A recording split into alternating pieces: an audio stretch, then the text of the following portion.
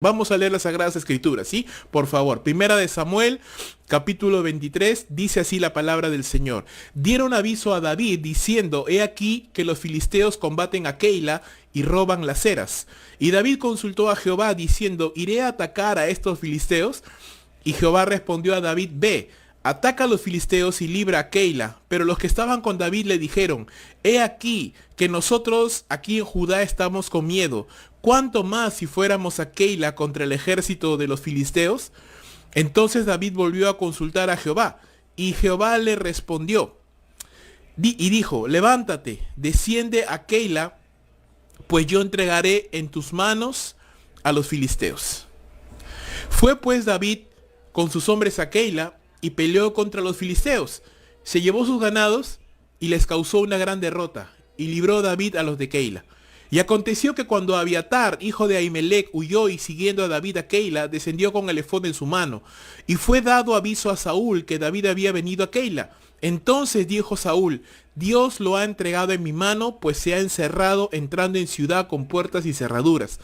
Y convocó Saúl a todo el pueblo a la batalla para descender a Keila y poner sitio a David y a sus hombres. Mas entendiendo David que Saúl ideaba el mal contra él, dijo a Abiatar sacerdote, trae el efod. Y dijo David, Jehová Dios de Israel, tu siervo tiene entendido que Saúl trata de venir contra Keila a destruir la ciudad por causa mía. ¿Me entregarán los vecinos de Keila en sus manos? ¿Descenderá Saúl como ha oído tu siervo? Jehová, Dios de Israel, te ruego que lo declares a tu siervo. Y Jehová dijo, sí, descenderá. Dijo luego David, ¿me entregarán los vecinos de Keila a mí y a mis hombres en manos de Saúl? Y Jehová respondió, os entregarán. David entonces se levantó con sus hombres, que eran como 600, y saliendo de Keila, anduvieron de un lugar a otro. Y vino a Saúl, la nueva de que David se había escapado de Keila y desistió de salir. Luego vamos a seguir leyendo todo el capítulo, pero quiero detenerme un momento aquí, porque vamos a ver hoy día, hermanos, un capítulo un poco extenso tal vez, pero muy interesante, porque nos habla acerca de una de las muchas aventuras, correrías que vivió David en el desierto. Y muchas veces nosotros miramos este tiempo del desierto, de la vida de David, como un tiempo de persecución, como un tiempo de prueba, como un tiempo de dificultad. Y muchos de nosotros, yo estoy seguro que usted y yo, en algún momento, hermanos, nos hemos identificado con ese tiempo. Decimos muchas veces en el argot cristiano, ay, hermano, me encuentro en el desierto, me encuentro en una prueba, me encuentro en una circunstancia difícil, ¿verdad? Estoy seguro que si tienes algo de tiempo ya en la vida cristiana, te puedes identificar con esto y decir, hermano, estoy pasando un desierto. ¿Y qué significa esa frase? Estoy pasando un desierto. Significa que estamos pasando por un momento de sequía espiritual, de dificultad, de frialdad, de tal vez de mucho problema y de bastantes dificultades. Ahora, David no fue ajeno a esto. David vivió también en el desierto físicamente y también anímicamente, porque era una situación de persecución, de desánimo, de desaliento. Pero lo que vamos a aprender, hermanos, en esta oportunidad, y yo quiero que usted esté muy atento a lo que vamos a compartir en esta noche, si el Señor lo permite así, es que Dios permite, hermanos, que vivamos momentos difíciles con el propósito de formar nuestro carácter. Es decir, Dios permite que pasemos por el desierto muchas veces, pero con un propósito educativo, con el propósito de formar nuestro carácter. Recuerda, Él en su sabiduría, en la sabiduría de Dios, Dios espera que aún en los momentos difíciles de la vida, en los desiertos y las pruebas, nosotros sigamos cumpliendo nuestras responsabilidades, sigamos buscando su dirección y sigamos buscando cumplir nuestro llamado. Y para ello, el Señor, en su soberanía, en su amor y en su misericordia, a pesar de que estamos pasando por un momento difícil, por un desierto, Él nos guarda y Él provee personas que son de ánimo para nuestras vidas y que nos impulsan y que nos animan a seguir el camino que Él nos ha trazado. En pocas palabras, hermanos, para resumir otra vez aún más, estar en un desierto, estar en una circunstancia difícil, no es razón para detenernos, no es razón para dejar de confiar en Dios y no es razón para dejar de hacer aquello que Dios nos ha encomendado a ti y a mí. Si pudiéramos, hermanos, organizar ese texto, pudiéramos encontrar 4 puntos importantes. Los primeros, Dios nos llama a no dejar de cumplir nuestro llamado, versos 1 al 8. Dios nos da dirección para seguir cumpliendo nuestro llamado, versos 9 al 14. Dios nos anima con personas para cumplir nuestro llamado, versos 15 a la parte primera del verso 24. Y por último, Dios nos guarda en su soberanía para que podamos cumplir nuestro llamado. Entonces, a pesar de que estamos pasando por circunstancias difíciles, para el Señor, en su mente, en su corazón, eso no es excusa de seguir haciendo lo que Él nos ha llamado a hacer, ¿sí? Entonces, son 4 puntos, sé que es un poco extenso, vamos a tratar de cubrirlo todo en este tiempo, así que hermano, yo le ruego que en estos minutos tal vez usted tenga papel, lápiz, para que usted pueda apuntar, pueda estar atento a lo que estamos leyendo y sobre todo con el corazón atento para lo que Dios le quiere hablar en esta noche, hermanos. En primer lugar, ya hemos leído la primera parte y vamos a ir de frente a explicar lo que estaba sucediendo aquí. Recuerda que lo que sucedió, lo que pasó, lo que aconteció en los capítulos anteriores, mejor dicho, ¿qué fue? Básicamente fue David yendo a la cueva de Adulam, y estando en la cueva de Adulam, encontrar este momento para fortalecerse en Dios, para buscar a Dios y para liderar a un grupo de personas. Y claro, él tiene que salir de ese lugar porque Dios le llama a que salga, a través del profeta Gad, le llama a que salga de la cueva y que regrese a Judá. Y ahí es donde empieza el capítulo 23. David y sus hombres llegan a una ciudad que se llama Keila, que es un nombre hebreo, que significa en este caso fortaleza o refugio. Y es interesante que los habitantes de la ciudad de Keila pidieron ayuda a David y no a Saúl. Ahora, lo correcto era que los habitantes de Keila pidieran ayuda al rey Saúl, no a David, que no era un rey, solamente era un gobernador, un siervo de Saúl. Pero le pidieron ayuda a David porque siempre se sabía ya la fama que tenía David como guerrero, como valiente, que peleaba las batallas del Señor. Ahora, David no se negó a ayudar a los de Keila, a pesar de que no era su responsabilidad. Él estaba siendo perseguido por Saúl, así que imagínate, ¿no? Ponerse en este momento de defensor de alguien lo iba a hacer más visible, ¿no? Lo que David estaba tratando de hacer era esconderse. Ahora, si para una sola persona es difícil esconderse, imagínate él más sus hombres, un pequeño ejército, era bastante difícil esconderse. Ahora, esos hombres le piden ayuda y obviamente eso los va a volver más visibles ante todo el pueblo, pero David no se niega, a pesar de que no era su responsabilidad, pero tampoco aceptó inmediatamente. ¿Qué hizo David? Y acá vemos el gran cambio, la diferencia entre el David de capítulos anteriores, que no estaba consultando a Dios, que se estaba dejando llevar por el desánimo, que se estaba dejando llevar por la tristeza y por el desaliento. Ahora vemos un David diferente. ¿Qué hace este David? Consulta al Señor. Consulta a Jehová para saber qué decisión va a tomar. Le dice: Señor, iré a ayudar a los de Keila, ¿qué debo hacer? ¿Los entregarás en mis manos? Y a pesar de que esto, como ya lo he mencionado, los expondría públicamente, David actuó. David hizo lo que tenía que hacer. ¿Por qué? Porque habían dos cosas que se habían juntado. En primer lugar, había gente necesitada y había la confirmación de Dios, ¿no? Había la necesidad de la gente de Keila, y cuando David va a consultar al Señor, el Señor, ¿que le dice? Sí, ve. No, ve y libra a los de Keila. Es la confirmación de la voluntad del Señor. Cuando se conjugan esas cosas, la voluntad de Dios y la necesidad de las personas, entonces hay bendición. Ahora, pues David le dice a sus hombres: ok, vamos a los de Keila, vamos a ayudarles. Pero mira, nota esto. Y te lo voy a mencionar específicamente, ¿no? En qué versículo sucedió. Ahora, en el capítulo 23, y acompáñame un momentito ahí nada más, en el capítulo 23, en el verso número 3, después de que Dios ya le ha confirmado a David que tiene que ir a apoyar a los de Keila, los hombres que estaban con David, los soldados, los guerreros que estaban con él, le dicen: nosotros estamos con miedo. Tenemos miedo de que al exponernos públicamente Saúl los capture. Y trataron de persuadir a David de que no vaya a pelear y apoyar a los de Keila. Ahora, ¿qué hizo David? Igual. Una vez más vemos la prudencia de David, ¿no? Esa es la palabra importante y la prudencia.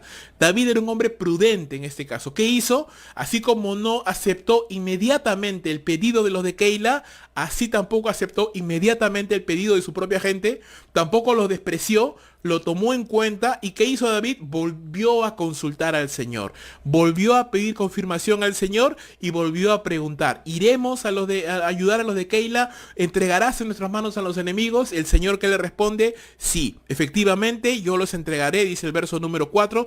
Jehová le respondió: levántate, desciende a Keila, por yo entregaré en tus manos a los filisteos. Así que con esta doble confirmación, de Dios para la vida de David. David entonces sale con sus hombres y efectivamente Dios les da la victoria. Estos hombres derrotan a los filisteos y libran a Keila de la amenaza de los filisteos que habían venido para atacar. Ahora, obviamente esta situación, esta victoria, este combate fue visible y llegó a oídos de Saúl que David se encontraba en Keila. Era lo que se supone que iba a suceder. Ahora, es interesante que aún Dios sabiendo esto, igual Dios le manda a David que vaya, porque para Dios no es ningún problema y Dios tiene un trato con David. Era la voluntad de Dios que David sea perseguido por Saúl. Era la voluntad de Dios que David pasara por ese desierto de persecución, por esos varios años que David tuvo que estar en el desierto siendo perseguido por Saúl. Y a veces, hermanos, esto nos cuesta un poco entender, que a veces es la voluntad de Dios, hermanos, que nosotros pasemos por circunstancias adversas, por dificultades, por tribulaciones. Nos cuesta entender que a veces Dios es la voluntad de Dios que pasemos por esas circunstancias. Pero hermanos, siempre todo aquello que es la voluntad de Dios será bueno, agradable y perfecto, aunque sea una tribulación, aunque sea una circunstancia difícil. Saúl llegó a enterarse de que David estaba en Keila. Y mira lo que dice Saúl, mira lo que dice Saúl, hermano. El verso número 7, fue dado aviso a Saúl de que David había venido a Keila. Entonces dijo Saúl, Dios lo ha entregado en mi mano, dice, porque se ha encerrado entrando en ciudad con puertas y cerraduras. Dios lo ha entregado en mi mano y tú pensarás, este Saúl está loco, ¿no? Porque recuerda, Saúl se ha apartado del Señor. Saúl se ha apartado de Dios. Él no tiene nada que ver con el Señor. Es más, él está persiguiendo al ungido de Dios. Pero ¿cuál es el pensamiento de Saúl? Dios lo ha entregado en mi mano. Entonces Saúl estaba bastante equivocado.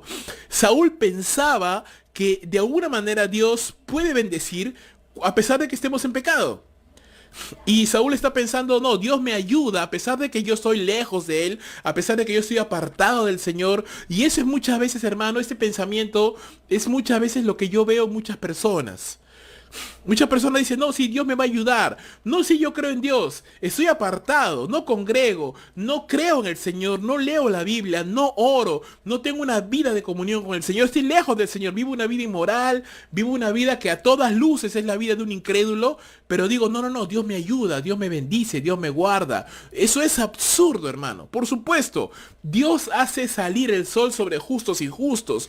No confundamos la gracia común de Dios, ojo, con las bendiciones de Dios.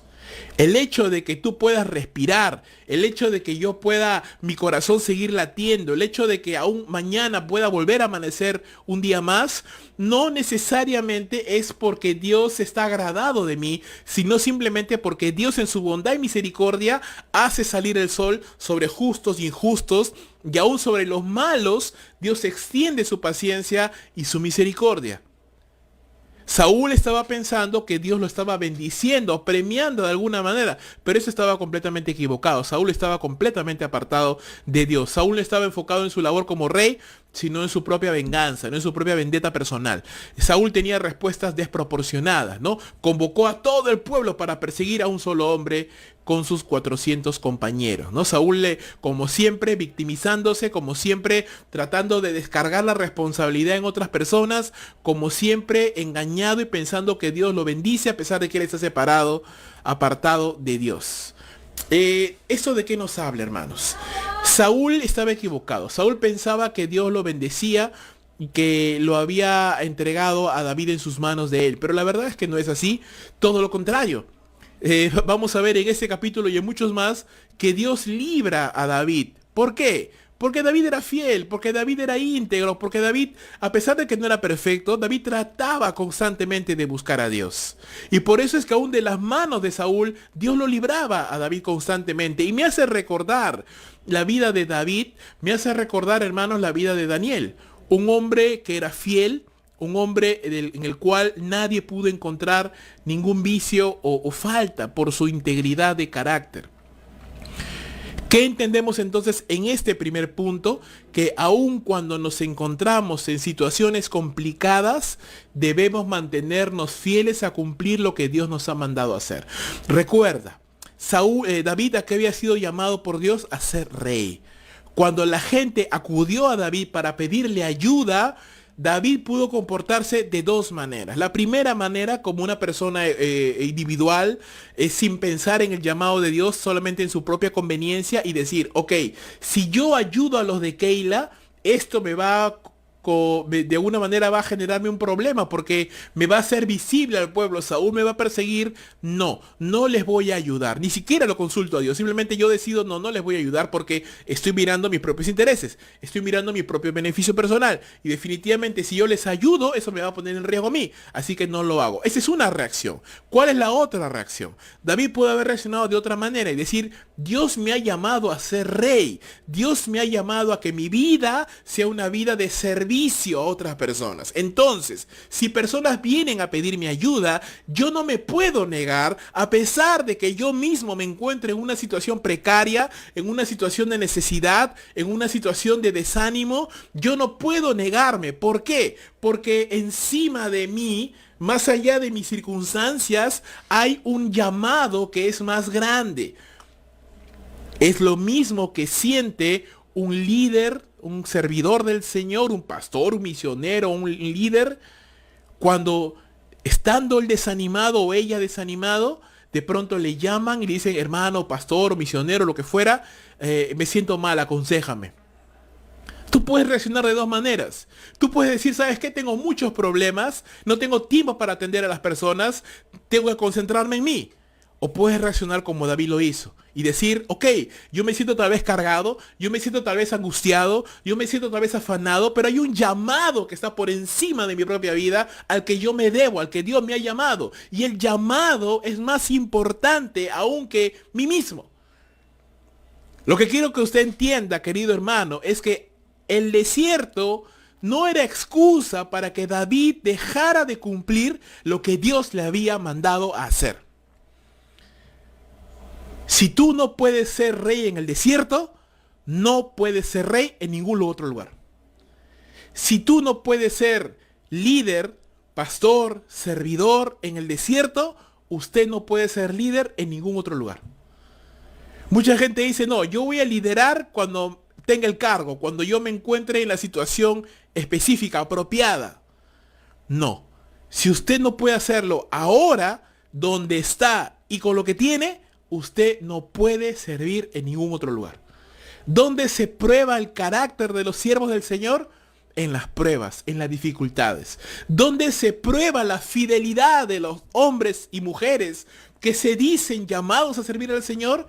En los momentos difíciles, cuando hay escasez, cuando hay necesidad. Ahí se prueba el corazón de un servidor del Señor. Cuando no teniendo, se esfuerza por buscar al Señor, se esfuerza por mantenerse fiel a Cristo. Allí se prueba el corazón de los hombres que han sido llamados a servirle al Señor en la necesidad. Porque a veces Dios permite que pasemos necesidad, hermanos, para probar nuestro corazón. Porque muchos no se quieren incomodar. Muchos no quieren salir de la zona de confort. Y dicen, no, yo no puedo porque no tengo. Yo no puedo porque no hay. Yo no puedo porque no sé. Mientras que hay muchas otras personas que aún no teniendo, aún no pudiendo y aún no sabiendo, cuando se les pide algo para hacer, lo hacen. No sé cómo, no sé de qué manera, pero lo hacen. ¿Sabes por qué? Porque ellos entienden, y bendito sea su entendimiento, ellos entienden que no es un hombre el que le está pidiendo un favor, es parte de su llamado. Y hermano, Pablo decía, yo honro mi ministerio. Pablo decía, yo soy apóstol a los gentiles y honro mi ministerio. ¿Qué quiere decir? Le doy valor, le doy importancia. Pregunta, ¿usted está honrando su ministerio? ¿Usted está poniendo en alto el sublime y alto llamado que Dios ha puesto sobre su vida? Si usted eso es así, entonces a pesar de que usted esté pasando circunstancias difíciles, usted va a ser fiel a Dios.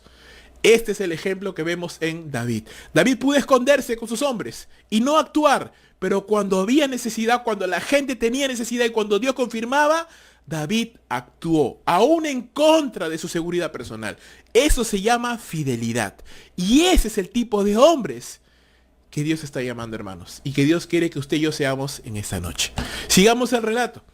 Vamos a ver ahora en el capítulo 23, versos 9 y 14, a ver qué nos dice la palabra del Señor. Y leamos. Mas entendiendo David que Saúl ideaba el mal contra él, dijo a Abiatar, trae el efod, y dijo David, Jehová Dios de Israel, tu siervo tiene entendido que Saúl trata de venir contra Keila para destruir la ciudad por causa mía. Me entregarán los vecinos de Keila en sus manos, descenderá Saúl como ha oído tu siervo, Dios de Israel. Te ruego que me declares, que lo declares a tu siervo. Jehová le dijo, sí, descenderá. Dijo luego David, me entregarán los vecinos de Keila a mí y a mis hombres en manos de Saúl. Jehová respondió, les entregarán. David entonces se levantó con sus hombres, que eran como 600, y salieron de Keila, y anduvieron de un lugar a otro. Y vino la nueva a Saúl de que David se había escapado de Keila, y desistió de salir. Y David se quedó en el desierto, y vamos a leer esa última parte que tal vez ahí en la pantalla no se ve. Y Saúl dice, se quedó en el desierto, en lugares fuertes, y habitaba en un monte en el desierto de Sif, y lo buscaba a Saúl todos los días, pero Dios no lo entregó en sus manos. ¿Qué aprendemos acá, mi hermano?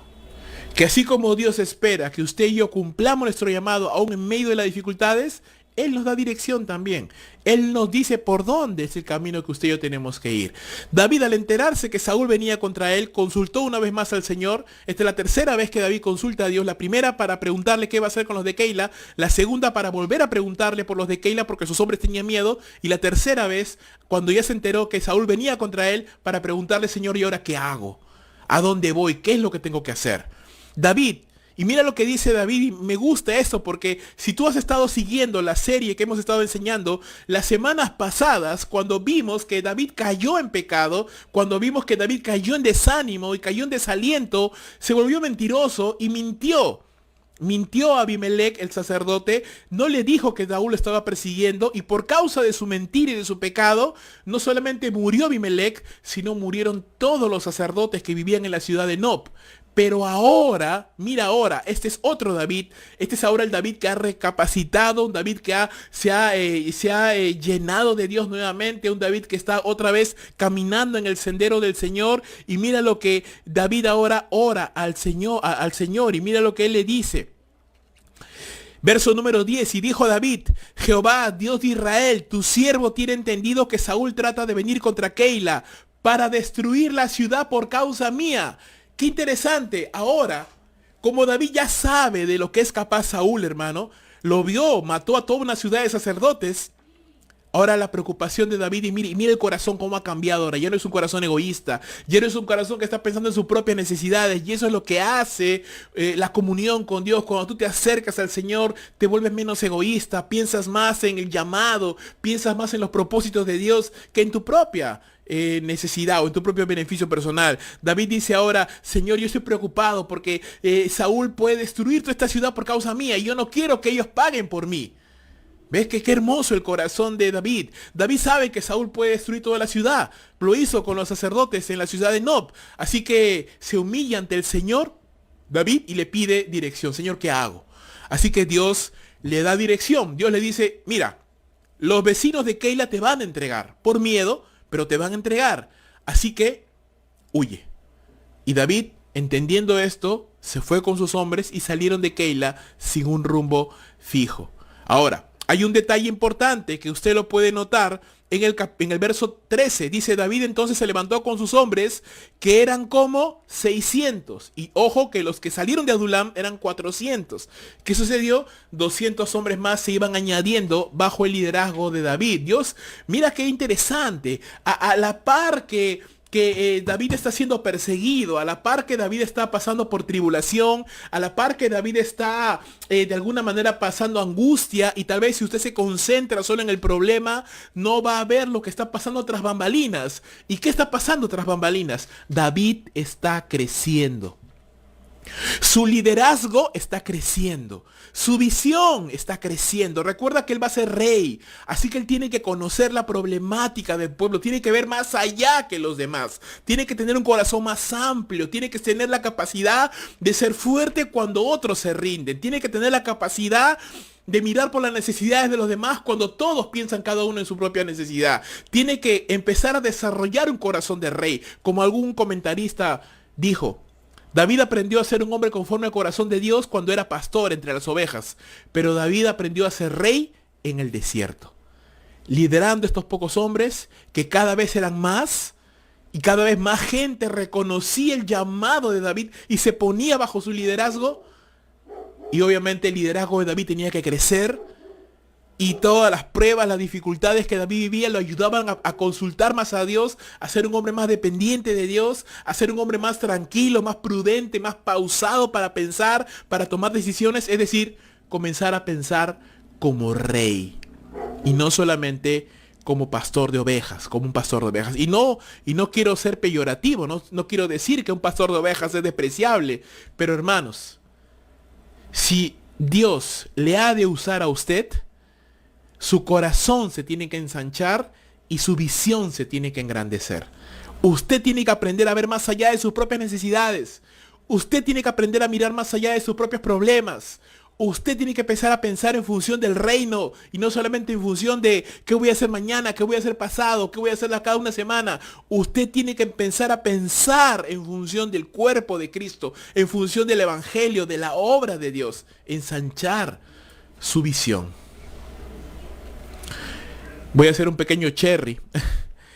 Yo estoy dictando un curso de la Academia Bíblica acá en la iglesia, un curso de liderazgo. Y esta semana he tenido el privilegio, me he gozado preparando una lección que se llama Los límites en la vida de un líder. ¿Qué cosas nos limitan en la vida de un líder?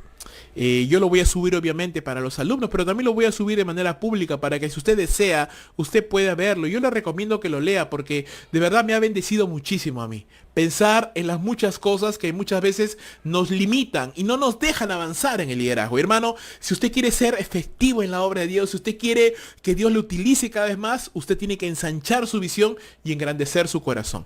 Mientras tanto, dice, bueno, cuando Saúl se enteró de que David se escapó de Keila, ya lo dejó de perseguir y David se quedó en el desierto, en los alrededores de una localidad llamada Sif.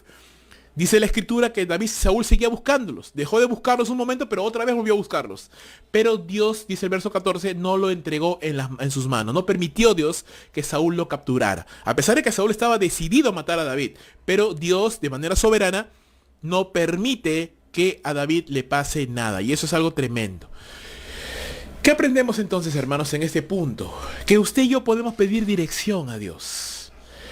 Que podemos decirle al Señor, dame sabiduría para entender cuál es el propósito de pasar por esta circunstancia que estoy pasando. ¿Qué tengo que aprender? ¿Cómo puedo mejorar mi liderazgo al pasar por esta situación? ¿Cómo puedo mejorar y engrandecer mi corazón? ¿Cómo puedo ser más sabio, más prudente, más paciente cuando estoy pasando por estas circunstancias? Santiago capítulo número 1, versículo número 5 nos promete que si alguno tiene falta de sabiduría, que dice la palabra, pídala a Dios.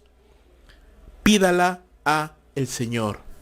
Y la escritura nos dice también, encamíname en tu verdad y enséñame, porque tú eres el Dios de mi salvación, en ti he esperado. Qué hermoso y bonito salmo ese que leemos, ¿no? Y podemos ver muchos más, Salmo 139, 143, salmos donde nos hablan acerca del salmista pidiendo dirección a Dios, pidiendo que el Señor nos dirija, pidiendo que el Señor nos guarde. Entonces, si buscamos a Dios, hermano, Él promete darnos dirección para que podamos hacer su voluntad y cumplir su llamado en nuestras vidas. Hermano, Dios es sabio, Dios es soberano, Dios es santo y Dios es bueno. Si usted está pasando dificultades y tropiezos y tribulaciones, eso en las manos de Dios tiene un propósito. Acérquese al Señor, pregúntele, Señor, ¿por qué estoy pasando esta situación? ¿Qué me quieres enseñar? ¿Cómo esta circunstancia tiene el potencial de engrandecer mi fe, fortalecer mi corazón, ampliar mi visión y hacerme un servidor mejor para la obra del Señor? Si usted lo ve desde la perspectiva humana, tragedia, pérdida, horror, dificultad, angustia, pena, tristeza. Pero si usted lo ve desde la perspectiva de Dios, usted va a entender que todo en la vida son instrumentos en la mano de Dios para formar nuestro carácter. Y Dios espera que en el momento de la dificultad, del desierto y de la prueba, usted siga sirviendo al Señor firmemente y usted pida dirección para saber qué debemos hacer.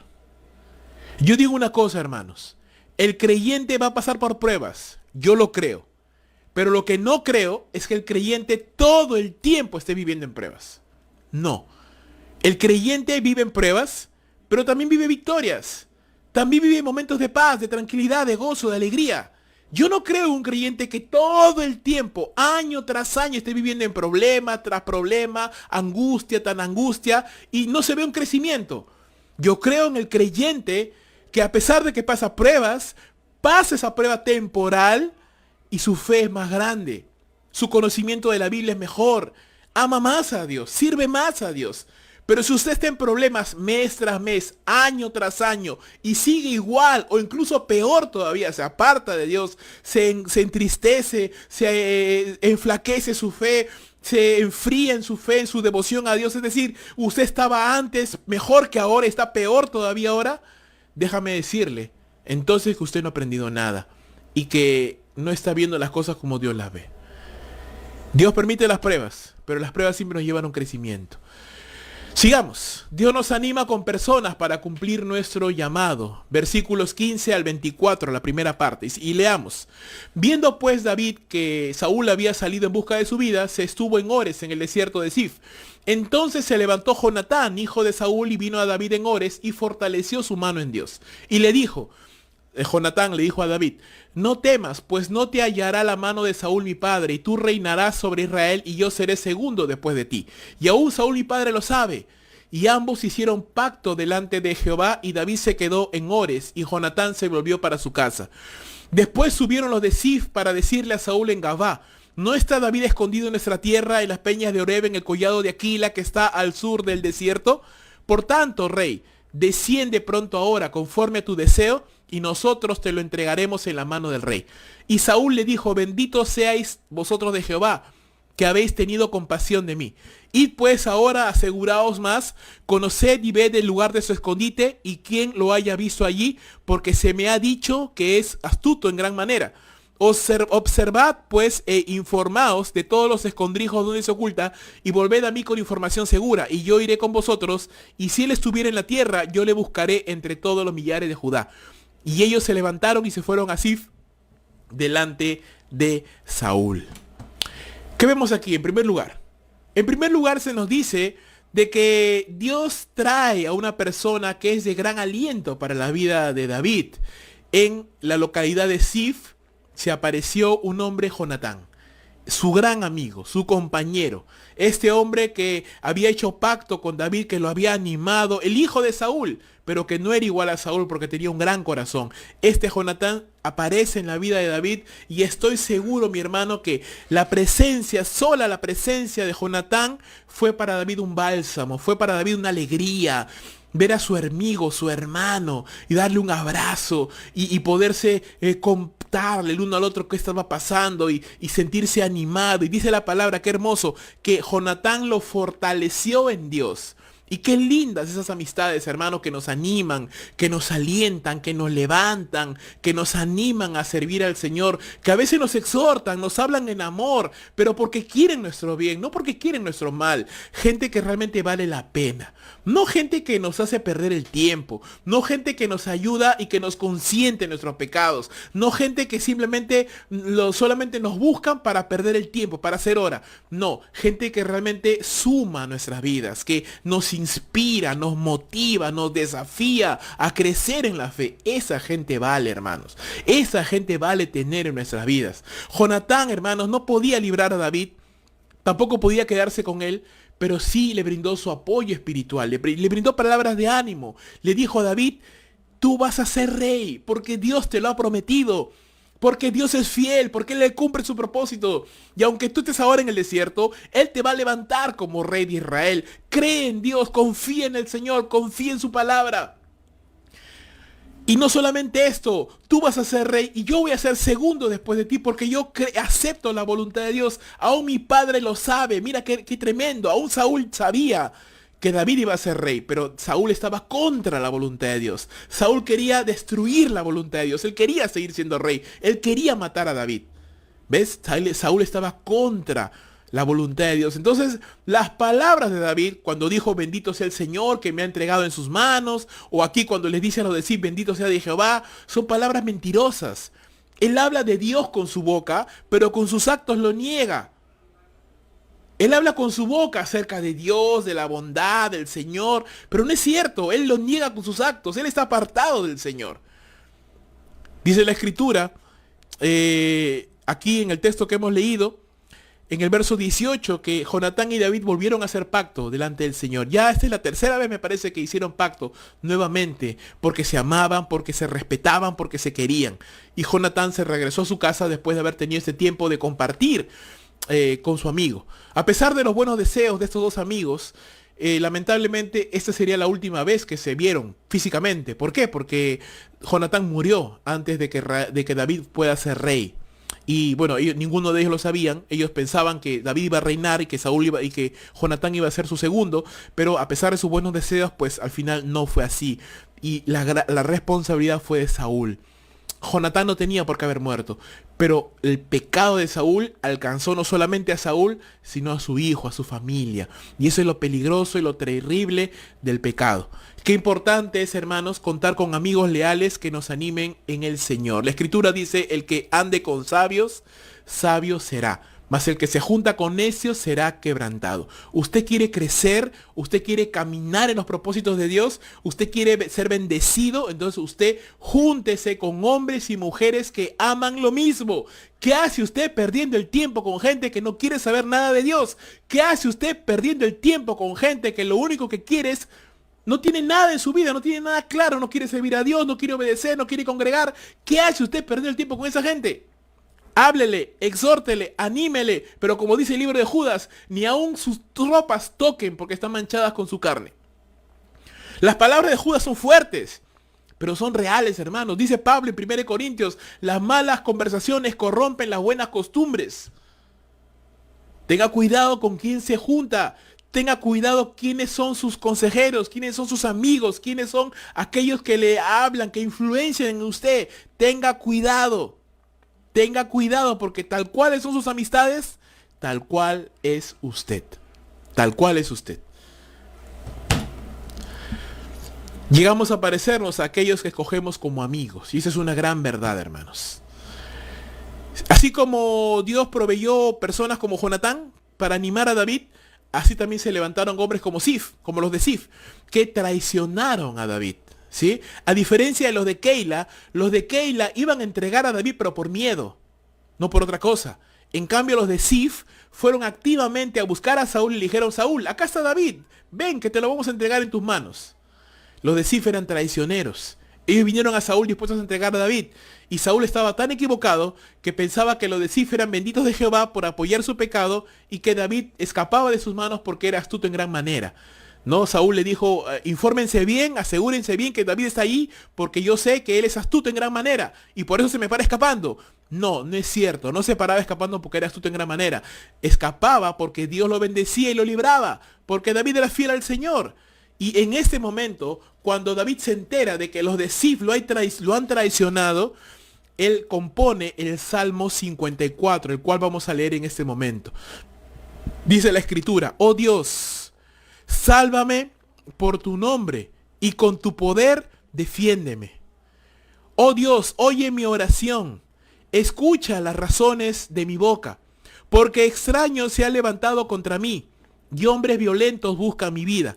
No han puesto a Dios delante de sí, Selah. He aquí, Dios es el que me ayuda. El Señor está con los que sostienen mi vida. Él devolverá el mal a mis enemigos, córtalos por tu verdad. Voluntariamente sacrificaré a ti. Alabaré tu nombre, oh Jehová, porque es bueno, porque Él me ha librado de toda angustia, y mis ojos han visto la ruina de mis enemigos.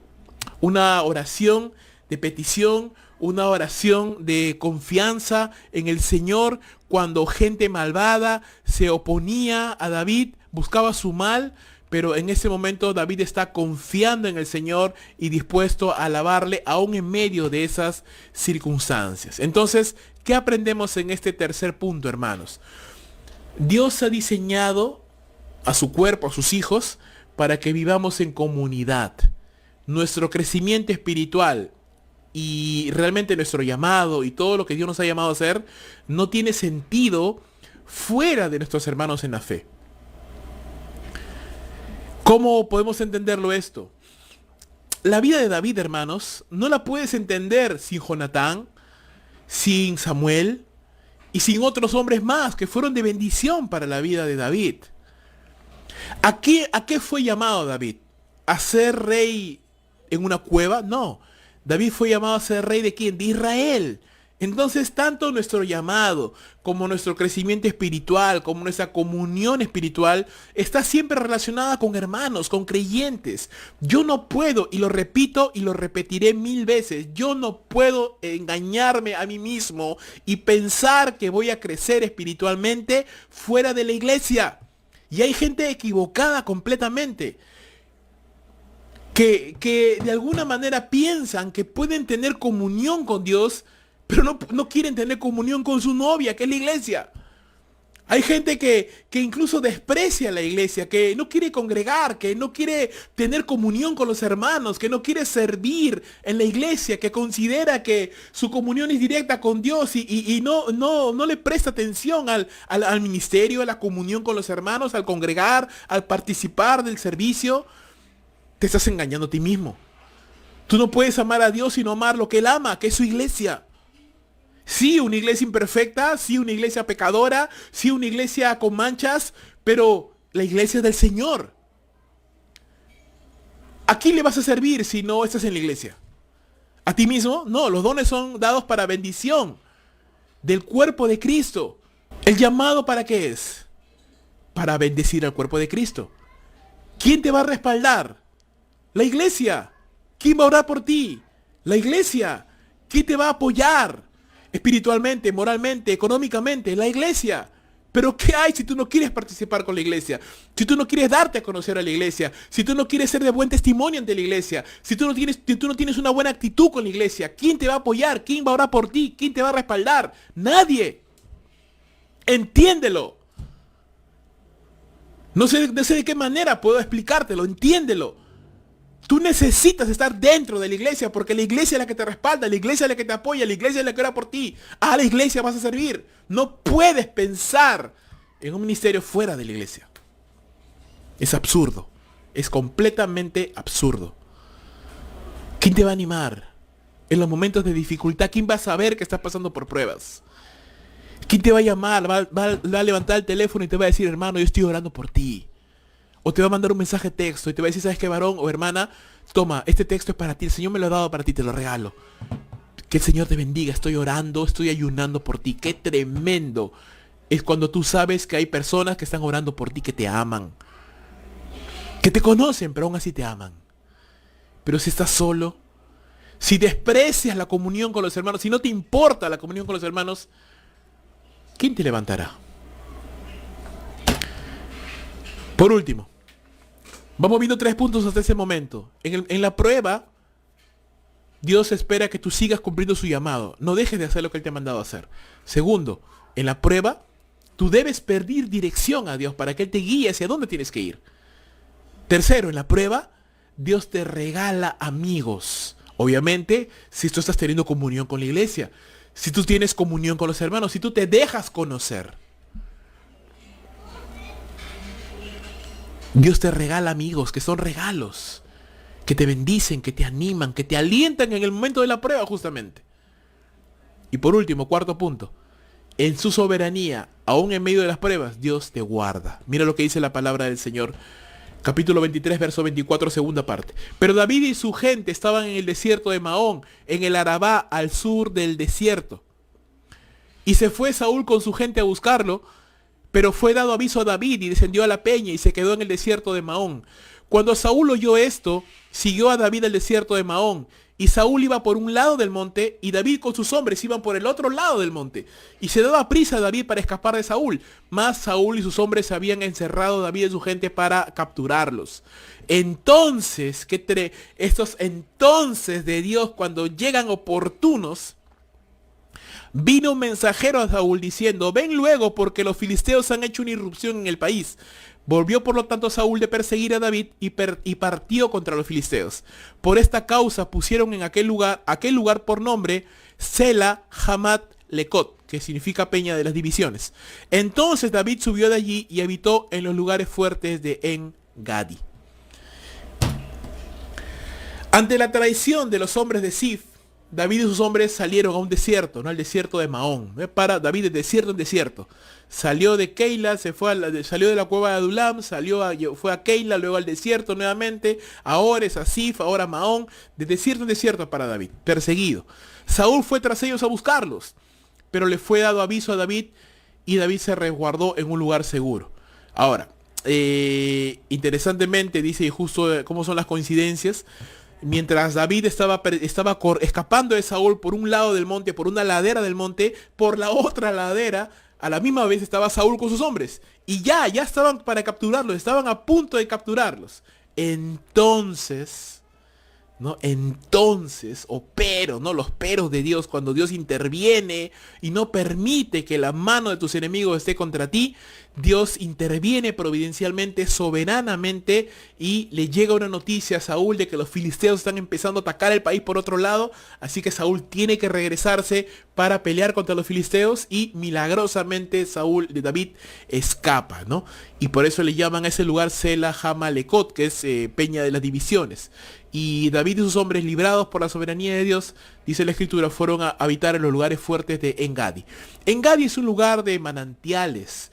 En-Gadi es un lugar que si tú puedes buscar en Google, vas a ver que es un lugar de palmeras, de oasis, de peñas, es un lugar bonito, es un lugar en medio del desierto que es un oasis, es un lugar de descanso. Así que hermanos, qué tremendo. Una vez que somos fieles al Señor, que buscamos la dirección de Dios, que perseveramos en el Señor, que no nos desanimamos, no nos desalentamos, sino que somos abiertos, vulnerables ante nuestros hermanos y le decimos, hermano, ¿sabe qué? Estoy pasando una prueba, me siento mal, ora por mí, por favor. ¿Sabes qué, hermano? Me está costando orar. ¿Sabes qué, varón?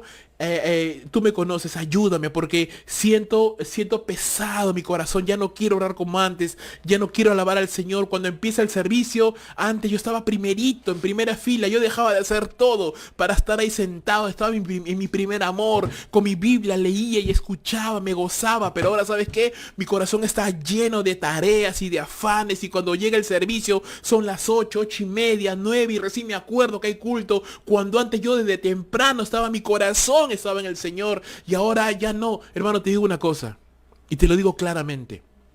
El problema no es que tenemos trabajo, el problema no es que tenemos problemas, el problema no es las circunstancias externas, el problema es nuestro corazón. Porque cuando nuestro corazón está en Dios, así usted esté en el carro y no llega a casa todavía, usted pone su celular y se pone a escuchar el culto. Así usted esté en el baño. Y se lo digo así claramente, así usted está en el baño, usted se pone a escuchar la palabra de Dios. Pero cuando nuestro corazón no está enfocado en Dios, no está apasionado, cualquier excusa es buena para no congregar, para no orar, para no hacer lo que Dios nos llamó a hacer. Pero cuando somos fieles al Señor, cuando usted mantiene un corazón firme en el Señor, cuando usted se anima, se motiva, usted pide ayuda a sus hermanos, es vulnerable y tus hermanos están orando por ti porque usted está unido al cuerpo, usted se mantiene en esa actitud, Dios te da descanso. Dios te da un En-Gadi, un lugar de descanso, un lugar de paz. Te libra y te da descanso, te da un lugar de aliento. Quiero que entiendas algo con respecto a la soberanía de Dios. El hecho de que Dios cumpla sí o sí su voluntad soberana no excluye nuestra responsabilidad de buscar su palabra y de obedecerle. Es decir, mucha gente dirá, no, yo sé que Dios me va a librar. No, yo no hago nada, sigo viviendo mi vida relajada, sigo viviendo mi vida separada de Dios. No sé que Él me va a librar porque Él me ha salvado. No te equivoques. No te equivoques. El hecho de que Dios te libre no significa que tú debes de buscar al Señor, tú debes de orar, debes de obedecer, porque al final Dios va a cumplir su voluntad. Pero si tú no te comportas correctamente, vas a sufrir las consecuencias. El mejor ejemplo de esto es Sansón. Sansón fue llamado por Dios para ser de libertador a su pueblo. Esa era la voluntad de Dios. ¿Dios cumplió su voluntad con Sansón? Sí, Dios lo cumplió. Su voluntad soberana Él lo hizo. Pero ¿cómo terminó Sansón? Ciego, esclavo, torturado, muerto.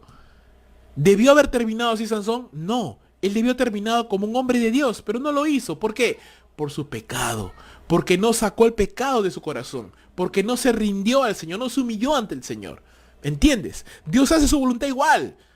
pero a veces a nosotros nos va a tocar beber las consecuencias de nuestro pecado. Por eso, cuidado. La soberanía y la dependencia de Dios no excluye hacer nuestra parte activa, es decir, hacer lo que esté en tus manos para hacer. Alineados a los propósitos de Dios, podemos confiar en que Dios nos guardará y nos dirigirá siempre. Entonces, cuando caminamos en la voluntad de Dios, hermano, usted y yo podemos confiar en que la soberanía de Dios nos guardará. Termino con algunas aplicaciones para nuestra vida. David aprendió a ser rey en el desierto, hermano. Dios llevó a David a seguir siendo fiel a su llamado, aún en medio de la persecución y de las dificultades. Y yo quiero que usted entienda esto.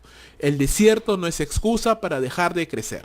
El desierto, la pandemia, pongámoslo así, la pandemia no es excusa para que usted deje de crecer, para que usted deje de orar, para que usted deje de servir, para que usted deje de congregar, para que usted deje de esforzarse. Usted puede poner una y mil excusas. No tengo, no puedo, tengo problemas, así, asá, mil excusas. Pero solo Dios y usted sabe si realmente usted se está esforzando al 100% y usted está dando lo máximo para su vida. Solo Dios usted sabe. Yo no lo sé, hermano. Yo no lo voy a juzgar. Solo usted sabe. Yo lo puedo animar, yo lo puedo alentar, yo le puedo exhortar en el amor del Señor. Pero solo Dios sabe. Y usted, si estamos haciendo realmente de nuestra parte todo lo que podemos para que en medio de la pandemia, léase desierto, sigamos haciendo lo que Dios nos llamó a hacer, sigamos buscando dirección del Señor, sigamos participando de la comunión de los hermanos para ser bendecidos de esa comunión y siendo librados por el Señor soberanamente que nos da descanso. Dios desea que siempre pidamos dirección acerca de su voluntad. A veces lo que Dios nos pide no es el camino más seguro para nosotros, pero si es la voluntad de Dios, siempre tiene su bendición. A veces Dios nos lleva al desierto, pero siempre será para una bendición. La obediencia a Dios, hermano, conlleva bendición, dirección y paz.